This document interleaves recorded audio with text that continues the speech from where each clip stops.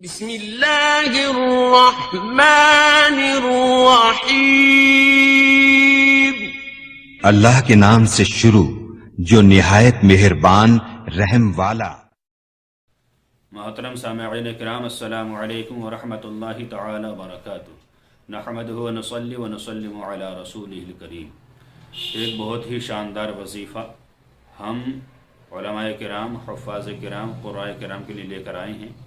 جو حضرات مقررین ہیں یا نعت خواہ ہیں ان کے لیے بھی بہت اچھا نسخہ ہے یہ۔ آج کل دیکھا جاتا ہے کہ جیسے ہی شاعر شعر کو اٹھانا چاہتا تو آواز دب جاتی، جیسے ہی مقرر کوئی اچھے پوائنٹ پر گفتگو کرنا چاہتا ہے تو ایک دم سینہ کمزور پڑ جاتا ہے اور دماغ کام نہیں کرتا۔ اسی طرح طالب علم کسی کتاب کو یاد کرنے کی کوشش کرتے ہیں، آدھا گھنٹہ، پون گھنٹہ، ایک گھنٹہ پڑھا، پھر تھک جاتے ہیں، پھر دل نہیں کرتا پڑھنے کے لیے۔ اسی طرح ہر طرح کے کاموں میں سستی ملتی ہے، ذہن ہمارا کام نہیں کرتا، سینہ ہمارا کمزور پڑ جاتا ہے۔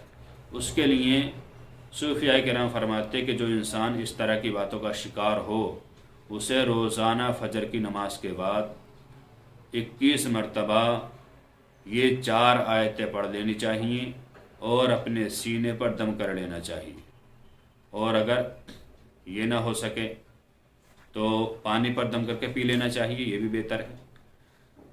4 آیتیں کون سی ہیں؟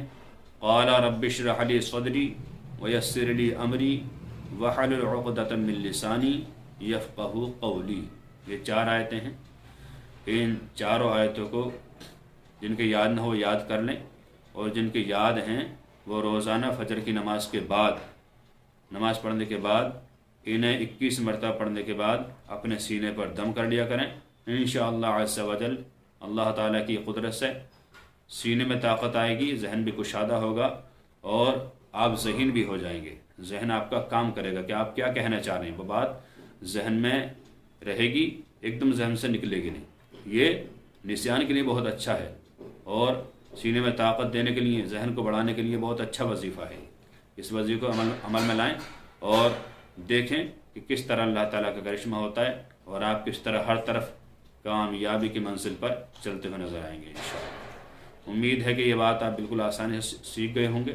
اللہ تعالیٰ سے دعا ہے کہ اللہ تعالیٰ ہمیں خوب دین متین کی خدمت کرتے رہنے کی توفیق عطا فرمائے۔